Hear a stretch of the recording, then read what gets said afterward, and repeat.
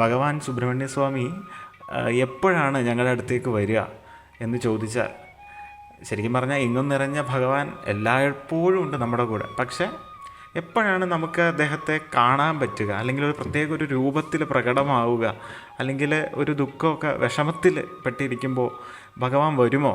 ഗജേന്ദ്രനെ രക്ഷിക്കാൻ വിഷ്ണു ഭഗവാൻ വന്നിട്ടുണ്ടല്ലോ. അതുപോലെ എപ്പോഴാണ് ഭഗവാൻ വരിക എന്ന് ചോദിച്ചാൽ അരുണഗിരിനാഥ സ്വാമികൾക്ക് ഉള്ള ഉത്തരം, നമ്മളോട് പറയാനുള്ള ഉത്തരം സ്കന്ദ അലങ്കാരത്തിലെ 26-ാമത്തെ വരിയിൽ കൊടുത്തിട്ടുണ്ട്. അത് ഇപ്രകാരമാണ്: നീലച്ചികണ്ടിയിൽ ഏറും പിറാൻ എന്ത നേരത്തിലും കോലക്കുരത്തിയുടൻ വരുവാൻ ഗുരുനാഥൻ சொன்ன ശീലത്തെ മെല്ലെ തെളിന്തറിവാർ ശിവയോഗികളെ കാലത്തെ വെன்றറിപ്പാർ മരിപ്പാർ വെറും കർമ്മികളെ.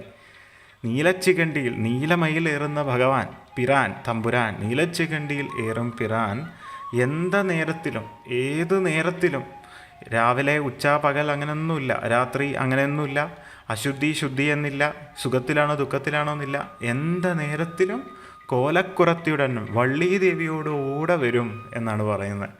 എന്ത നേരത്തിലും ഭഗവാൻ വരും എന്ന് പറയുന്നു. അപ്പോൾ എല്ലാവർക്കും ഉള്ളൊരു ആശ്വാസത്തിനുള്ളൊരു വാക്കല്ലേ അത്.